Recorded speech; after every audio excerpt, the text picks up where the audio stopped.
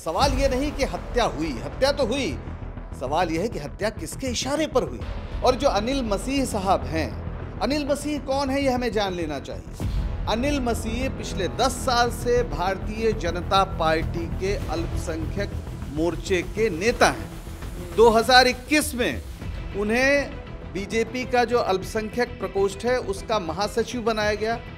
उसके बाद 2022 में बीजेपी ने उन्हें चंडीगढ़ का जो म्युनिसिपल कॉरपोरेशन है उसमें बाकायदा मनोनीत किया, यानी वो भारतीय जनता पार्टी के सक्रिय कार्यकर्ता और नेता थे। इसके बावजूद वो प्रिजाइडिंग अफसर कैसे बने, ये भी एक सवाल है। क्या ऐसे व्यक्ति को जिसकी प्रतिबद्धताएं इतनी स्पष्ट हों उसको प्रिजाइडिंग अफसर बनाया जा सकता है? लोकतंत्र की हत्या तब नहीं दिखती जब मीडिया से लोगों के सवाल गायब हो जाते हैं और मीडिया सरकार का भोंपू बन जाती है, तब लोकतंत्र की हत्या नहीं दिखती। लोकतंत्र की हत्या तब नहीं दिखती जब महाराष्ट्र में तड़के अजीत पवार मुख्यमंत्री पद का शपथ ले लेते हैं। लोकतंत्र की हत्या तब नहीं दिखती जब राज्यों में अलग अलग जो पार्टियां हैं, बीजेपी के घटक दल, उनको कमजोर किया जाता है और बहुत गलत तरीकों से किया जाता है, तब लोकतंत्र की हत्या नहीं होती। क्या जेडीएस और कांग्रेस की सरकार चल रही थी कर्नाटका के अंदर 2018 के चुनाव के बाद, 2019 में खरीद फरोख्त होती है, विधायक तोड़ दिए जाते हैं, तब लोकतंत्र की हत्या नहीं दिखी। इस मामले में सीसीटीवी फुटेज हमारे पास आ गया और उस सीसीटीवी फुटेज के जरिए लोगों को पता चल रहा है कि इस मामले में लोकतंत्र की हत्या हो रही है। तो क्या अब इस देश के लोकतंत्र को बचाने की जिम्मेदारी सीसीटीवी के ऊपर आ गई? सबसे बड़ा सवाल ये है। और कहाँ कहाँ की आप सीसीटीवी लेकर आएंगे? उन जगहों पर क्या होता होगा जहाँ पे सीसीटीवी नहीं है? जब संविधान बना और इस देश में डेमोक्रेसी आई और लोकतांत्रिक संस्थाएं बनी, तो संविधान निर्माताओं ने ये थोड़ी सोचा होगा कि एक दिन हमें इस लोकतांत्रिक संस्थाओं के अलावा एक सीसीटीवी रखना पड़ेगा कि सीसीटीवी बचाएगा लोकतंत्र। नमस्कार, मेरा नाम राघव है और आप पॉलिटिक्स देख रहे हैं। आज की न्यूज रूम चर्चा में बात करेंगे लोकतंत्र की हत्या की, और हत्या भी ऐसी जिसमें आपके मतदान का कोई मूल्य नहीं रह जाएगा। कल चीफ जस्टिस ऑफ इंडिया ने जब इस बात को कहा कि चंडीगढ़ मेयर चुनाव में जो हुआ है वो खुले तौर पर लोकतंत्र की हत्या है, उन्होंने रिटर्निंग ऑफिसर की पूरी गतिविधियों पर भी सवाल खड़े किए। इसके साथ साथ उन्होंने उस दौरान के सारे सीसीटीवी फुटेज, सबूत सब सुप्रीम कोर्ट में सबमिट करने की बात की और यह माना कि इस चुनाव में धांधली हुई है। किसके इशारे पर हुई है, क्यों हुई है, क्या चुनाव को अवैध घोषित किया जाएगा, और ये प्रक्रिया इस देश के लोकतंत्र के लिए कितनी खराब है। आज की चर्चा में बहस इसी बात पर हमारे साथ अनमोल हैं, नीरज जी हैं, पंकज सर हैं। पहला सवाल यहीं से शुरू होगा। जिस तरह से चंडीगढ़ मेयर चुनाव में खुलेआम ये काम हुआ है, जिसको सब लोग देख रहे थे, एक रिटर्निंग ऑफिसर जिसको इस कार्य के लिए नियुक्त किया जाता है कि एक निष्पक्ष चुनाव हो, उस पर ऐसा क्या दबाव रहा होगा कि उस व्यक्ति ने इस तरीके की हरकत करके एक पक्षपाती रवैया अपनाया और किसी एक पार्टी के लिए काम किया, और इस पर सुप्रीम कोर्ट की टिप्पणी। क्या लगता है, कोर्ट सरकार के खिलाफ जा रही है या सरकार लोकतंत्र के खिलाफ जा रही है? राघव, गनीमत है कि सुप्रीम कोर्ट को वो अपराध दिख गया जो वीडियो में कैद हुआ, वरना इस देश में लोकतंत्र के साथ जो व्यवहार हो रहा है वो पूरी दुनिया में उसकी चर्चा हो रही है।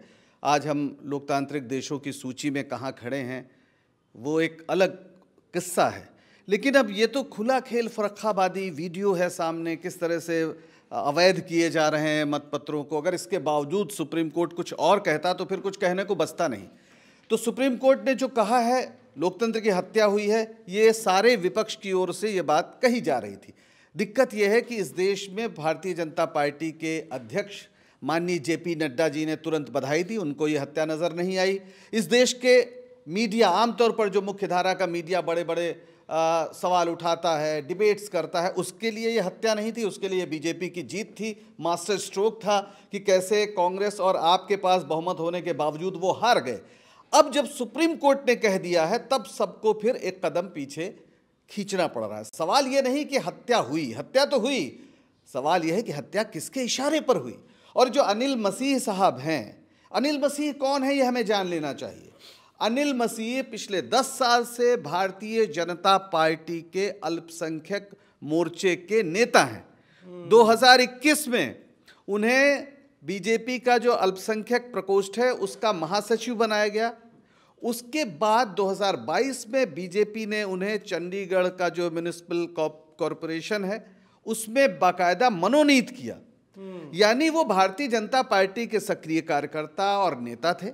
इसके बावजूद वो प्रिजाइडिंग अफसर कैसे बने, ये भी एक सवाल है। क्या ऐसे व्यक्ति को जिसकी प्रतिबद्धताएं इतनी स्पष्ट हों उसको प्रिजाइडिंग अफसर बनाया जा सकता है? और हाईकोर्ट ने जिस तरह से किया, कोई रोक नहीं लगाई, संज्ञान नहीं लिया, इस पर भी सुप्रीम कोर्ट ने कहा है। तो सवाल यह है कि अगर इस तरह खुली लूट हो रही है तो इसके पीछे जो लोग हैं, अनिल मसीह 10 बजे का समय दिया था, वो 45 मिनट बाद आए। कुछ भाजपा के जो काउंसलर थे वो भी 45 मिनट बाद आए। आखिर कौन सी वो योजना थी? पहले जब होना था चुनाव तो वो बीमार हो गए थे, इस वजह से उसे टालना पड़ा। नहीं, ये लोग तो चाहते ही नहीं थे कि चुनाव हो, लेकिन फिर निर्देश हुआ अदालत का तो चुनाव फिर 30 जनवरी को होना ही था। तो उस दिन वो क्या खिचड़ी पकी?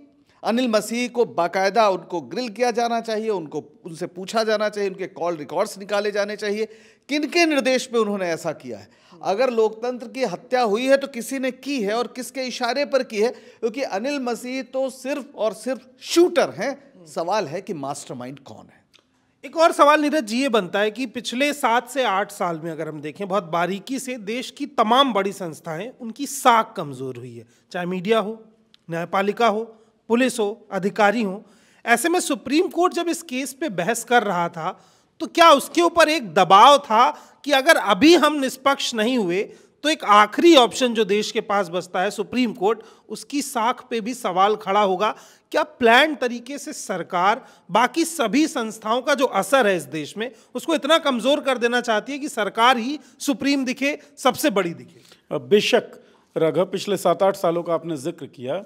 एक शहर के मेयर के चुनाव में जो धांधली हुई उसमें सुप्रीम कोर्ट को लोकतंत्र की हत्या नजर आई।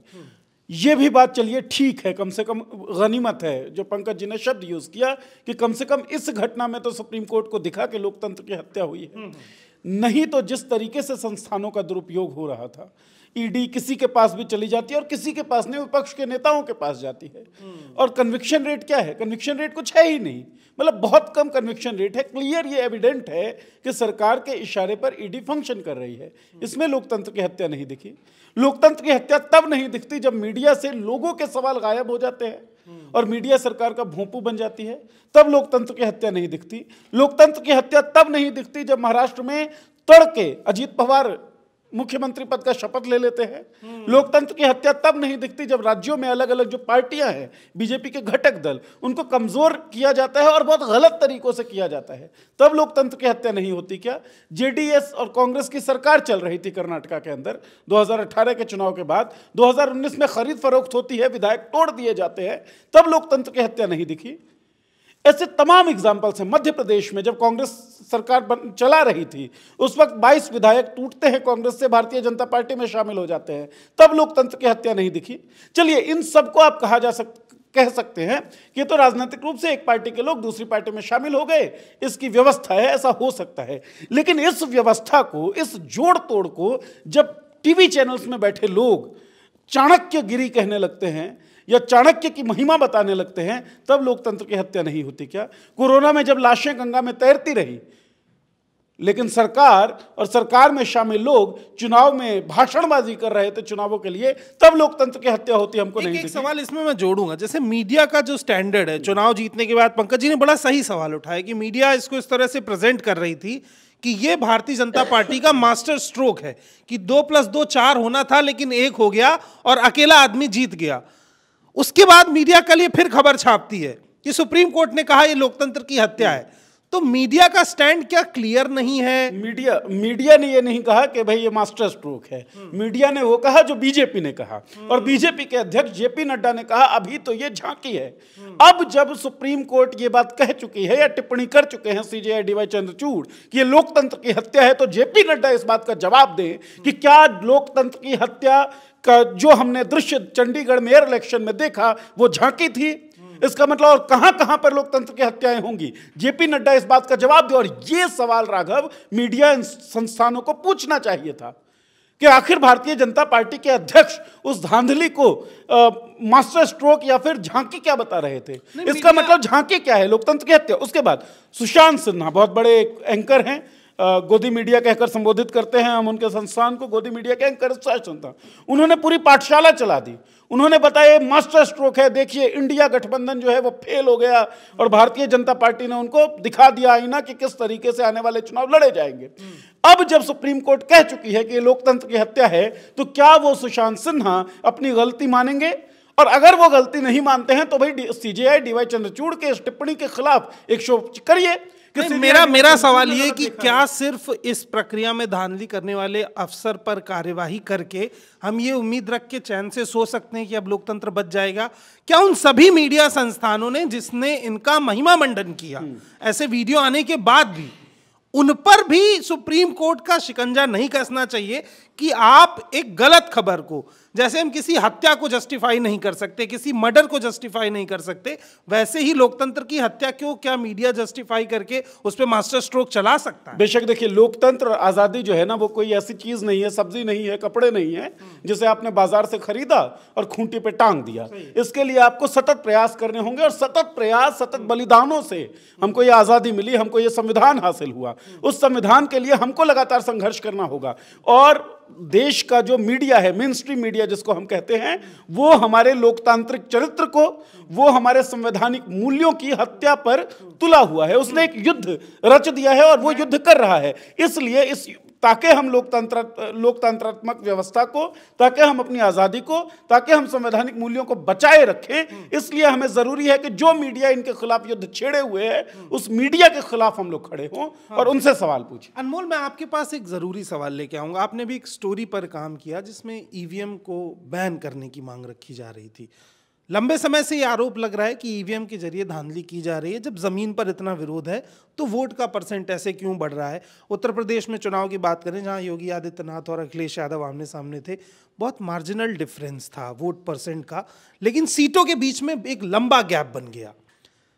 इस तरीके की हरकत एक मेयर चुनाव में, जहां बैलेट पेपर से चुनाव हो रहा है, वहां धांधली है। तो जहां हमें दिख नहीं पा रहा है ईवीएम में धांधली, क्या इससे विपक्ष की ये बात मजबूत नहीं होती है कि भारतीय जनता पार्टी ईवीएम के साथ भी छेड़छाड़ कर रही है? देखिए, इस मामले में सीसीटीवी फुटेज हमारे पास आ गया और उस सीसीटीवी फुटेज के जरिए लोगों को पता चल रहा है कि इस मामले में लोकतंत्र की हत्या हो रही है। तो क्या अब इस देश के लोकतंत्र को बचाने की जिम्मेदारी सीसीटीवी के ऊपर आ गई है? सबसे बड़ा सवाल ये है। और कहाँ कहाँ की आप सीसीटीवी लेकर आएंगे? उन जगहों पर क्या होता होगा जहाँ पे सीसीटीवी नहीं है? जब संविधान बना और इस देश में डेमोक्रेसी आई और लोकतांत्रिक संस्थाएं बनी, तो संविधान निर्माताओं ने ये थोड़ी सोचा होगा कि एक दिन हमें इस लोकतांत्रिक संस्थाओं के अलावा एक सीसीटीवी रखना पड़ेगा कि सीसीटीवी बचाएगा लोकतंत्र। लोकतंत्र बचाने की जिम्मेदारी तो इस देश की संवैधानिक संस्थाओं की थी। तो जब वही करप्ट हो जाएंगी तो फिर ऐसे में ऑप्शन क्या बचता है? दूसरी बात, जब इस तरह की तस्वीरें सामने आती हैं और ये पब्लिक के बीच जाती हैं, मीडिया ना दिखाए इग्नोर कर दे, सरकार ना सुने इग्नोर कर दे, चुनाव आयोग ना सुने इग्नोर कर दे, लेकिन जनता के बीच एक रोष तो पनपेगा। इन सारी संस्थाओं से भरोसा तो उठेगा। और जब लोकतंत्र में लोकतांत्रिक संस्थाओं पे जनता का भरोसा नहीं रह जाएगा तो फिर किस तरह की स्थिति होगी, इस बात की भी आप कल्पना कर सकते हैं। बिल्कुल। और दूसरी बात यह है, आप जो जिक्र कर रहे हैं यूपी चुनाव का और बाकी चुनाव का, अब जब पब्लिक को इस बात का यकीन हो गया है कि अगर सीसीटीवी ना होता तो ये चोरी नहीं पकड़ी जाती, तो क्यों ना अब सीसीटीवी को ही एक हथियार बनाया जाए? क्यों ना जहाँ भी ईवीएम स्ट्रांग रूम में रखी जाती है वहाँ लाइव रिकॉर्डिंग हो और स्ट्रांग रूम के बाहर एक बड़ा सा पैनल हो, जैसा कि यूपी चुनाव में हमने देखा कि पब्लिक स्ट्रांग रूम के बाहर रखवाली कर रही है हर पार्टी की। ये बड़ी खबर थी उस टाइम की। मतलब जिस संस्था की जिम्मेदारी है कि वो निष्पक्ष चुनाव करवाए, उसके आसपास उस पे लोगों को भरोसा नहीं है और लोग रात भर पहरा दे रहे हैं। इसी देश में हो रहा है। ये बड़ी रोचक बात है। मैं इससे जुड़ा एक किस्सा भी शेयर करूंगा कि यूपी में जब चुनाव थे तो 3 से 4 विधानसभा मैंने घूमी, जहां पर एक एक गांव की जिम्मेदारी थी कि 9 से 12 आपका गांव पहरेदारी करेगा, फिर ये लोग खाना खाने जाएंगे, 12 से 3 की शिफ्ट दूसरा गांव पहरेदारी करेगा और 3 से 6 फिर तीसरा गांव। यही नहीं, इसके बाद जब ईवीएम को गाड़ी में रख के ले जाया जाएगा तो उसके लिए भी गाड़ियां बुक थी कि उसको वो गाड़ियां स्कॉट करेंगी, उसके साथ वहां तक जाएंगी जहां ईवीएम पहुंचानी है। और जब तक काउंटिंग के रिजल्ट नहीं आ जाते 100-150 लोग वहां बाहर खड़े होंगे, क्योंकि इस बात की भी गुंजाइश थी कि ईवीएम लूटी जा सकती है।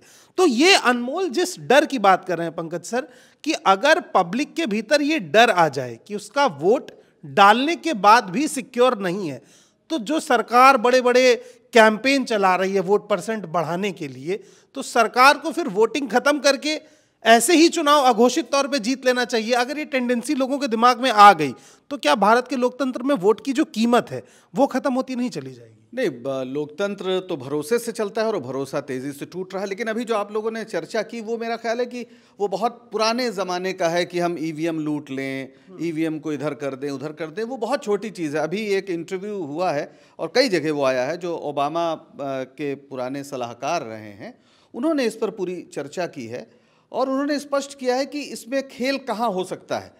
तो जिस वीवीपैट को ये माना गया था कि ये हमें एक भरोसा देगा कि हमारा वोट जहाँ पड़ रहा है, वहीं पर समस्या हो जा रही कि आपको दिखा कि आपने वोट मान लीजिए डाला पंजे पर यानी कांग्रेस पर, और आपको स्क्रीन पर 7 सेकंड के लिए वो दिख गई पर्ची।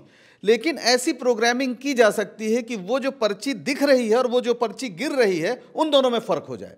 प्रॉब्लम यहां पर है, टेक्नोलॉजी इस एआई के दौर में, आर्टिफिशियल इंटेलिजेंस के दौर में इतनी आगे बढ़ गई है कि अब वो बैलेट पेपर की तरह उसको लूट उट से काम नहीं, वो सीधे सीधे पूरा का पूरा आपका जिस तरह से कॉन्फ़िगरेशन करेंगे उसमें ही प्रॉब्लम हो सकती है। मैं नहीं कहता कि ये किया जा रहा है या हो रहा है, लेकिन ये थ्योरेटिकली किया जा सकता है। और अगर ये हो सकता है, इसका मतलब है कि कल कोई कर भी सकता है। हम मान लें कि बीजेपी नहीं कर रही थोड़ी देर के लिए, लेकिन कल कोई कर सकता है। अगर ये गुंजाइश है, खतरा यहां पर है। और इसीलिए दुनिया के तमाम विकसित देशों में जहां पर टेक्नोलॉजी में वो हमसे बहुत आगे हैं, विकसित हैं, हर लिहाज से, वहां कहीं पर भी ईवीएम का इस्तेमाल नहीं होता है। इसकी वजह यही है। सवाल यही बन रहा है कि ईवीएम से चुनाव सुरक्षित नहीं, अभी तक ये बहस थी। चंडीगढ़ मेयर चुनाव में कागज का इस्तेमाल हो रहा था, चुनाव वहां भी सुरक्षित नहीं है। तो सवाल ईवीएम या बैलेट पेपर का नहीं है, सवाल संस्था और उनको मॉडरेट करने वाली सरकारों का है, अगर उनकी नीयत ही खराब है। नीरज जी, इस देश में एक चुनाव आयुक्त हुए थे टीएन शेषन, और वो जब आए और इन्हीं कानूनों के जरिए जब उन्होंने काम करना शुरू किया तो इस देश में एकदम हाहाकार मच गया, हड़कंप मच गया। सवाल नीयत का है। बिल्कुल आपने ठीक कहा। और मुझे इसमें डॉक्टर अंबेडकर की वो बात याद आती है जो उन्होंने संविधान सभा के भाषण में अपनी कही है, आखिरी भाषण में, कि संविधान कितना भी अच्छा हो, अगर उसे लागू करने वाले खराब हैं तो वो अच्छे नतीजे नहीं देगा। और अगर संविधान थोड़ा खराब भी है, थोड़ा कमज़ोर भी है, लेकिन लागू करने वालों की नीयत अच्छी है, वो लोग अच्छे हैं, तो फिर अच्छे नतीजे देगा। अगर इस देश में शासन करने वाली, इस देश के संविधान की शपथ लेकर इस देश में सरकार बनाने वाली भारतीय जनता पार्टी और उसका नेतृत्व ये तय कर लेता है कि इस लोकतंत्र को ध्वस्त कर देना है, तो कौन रोक सकता है? प्रॉब्लम यहाँ पर है कि जिनके हाथ में रखवाली की जिम्मेदारी है लोकतंत्र की, वही दरअसल इसके साथ घात कर रहे हैं। तो समस्या यहाँ पर है। हमारी जितनी संस्थाएं हैं वो इसीलिए कमजोर हो रही हैं। मुझे लगता है कि नीयत पे छोड़ देना, कि जितने भी ऑफिसर हैं या जो भी लोग हैं, उनके नीयत पे छोड़ देना, मुझे लगता है कि ये बहुत बड़ी बेवकूफ़ी होगी। क्योंकि अगर नीयत से सब कुछ होता तो अभी देश कहीं और होता। और एक दरोगा जिसकी सैलरी बहुत ही कम होती है, वो रेंज रोवर से नहीं चलता। लेकिन सवाल ये है कि अगर संस्थाएं इस तरह से हो रही हैं तो उसका सबसे बेहतर विकल्प यही हो सकता है कि पारदर्शिता लाई जाए। पारदर्शिता लाने का समाधान, जो सर कह रहे थे कि पर्ची में गड़बड़ हो सकता है कि आपको डिस्प्ले पे दिखे लेकिन 7 सेकंड बाद वो पर्ची कुछ और आ जाए। आप सिंपली जाते हैं पेट्रोल पंप पे या कहीं भी आप शॉपिंग करते हैं, आप कार्ड से या यूपीआई से पेमेंट करते हैं तो उसमें से पर्ची निकलती है। एक रिसीविंग आपको दी जाती है, एक वो रखता है। वीवीपैट में भी यही कर दे कि जो वोट डाल रहा है उससे 2 पर्ची निकले, एक जो वोटर है वो लेकर आए, एक वहां जमा हो। नहीं, इससे तो एक खतरा बढ़ जाएगा। इससे खतरा ये बढ़ेगा कि बाहर 10 लोगों का एक समूह बैठा है लाठी लेकर के, और वो वापस आते हुए आपकी पर्ची चेक करता है कि आपने किसको वोट दिया, और उसके बाद वो शाम को आपसे गांव में मिलता है। वोटर देख के डिस्पोज कर दे वहीं पे, एक बार देखे तो वोटर नहीं। उसमें मैं एक चीज़ जोड़ना चाहूँगा। इसकी मांग हुई है कि आप कम से कम 50% वीवीपैट की पर्चियां उनकी गिनती कराइए।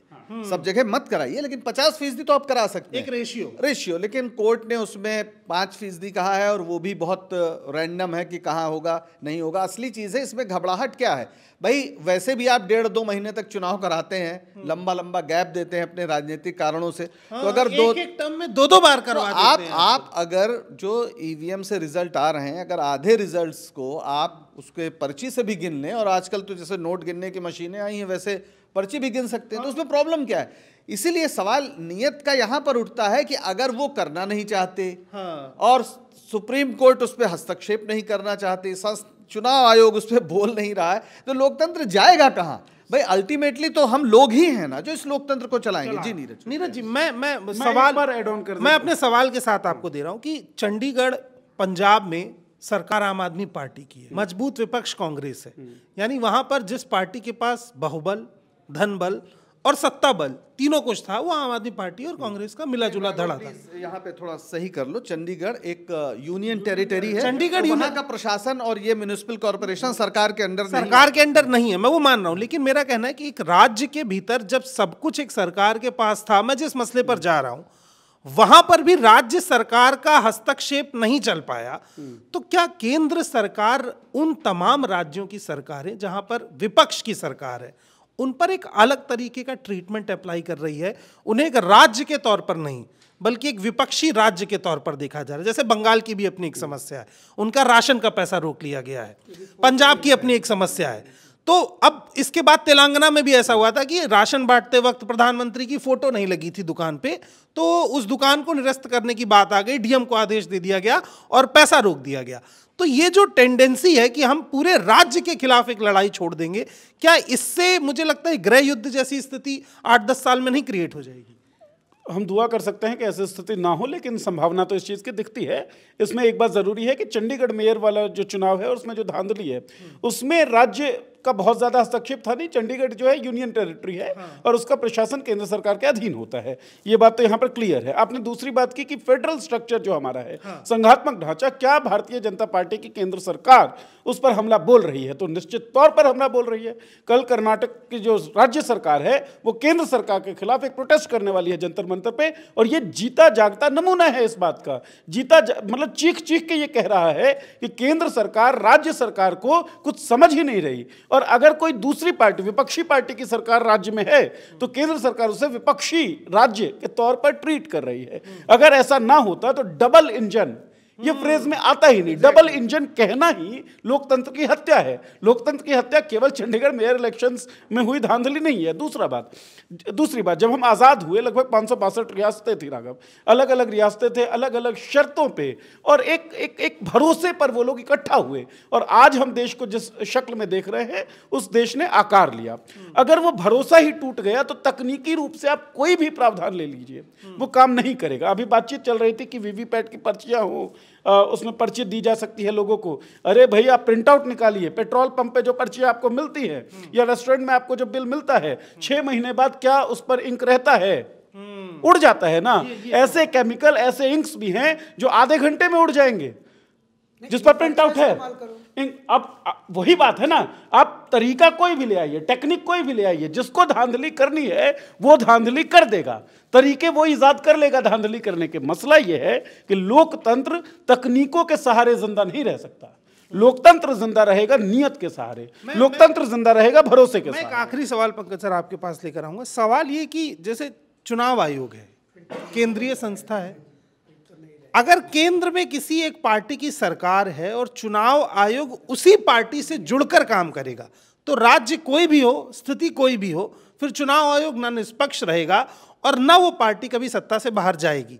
मेरा ये सवाल है कि सर, पिछले पुराने तमाम चुनाव को अगर देखें, वो नेहरू का दौर रहा हो, इंदिरा जी का दौर रहा हो, लाल बहादुर शास्त्री का दौर हो, मनमोहन सिंह का दौर हो, क्या इन सभी समय में कभी इस तरीके की घटनाओं ने इतना मजबूत आकार लिया है?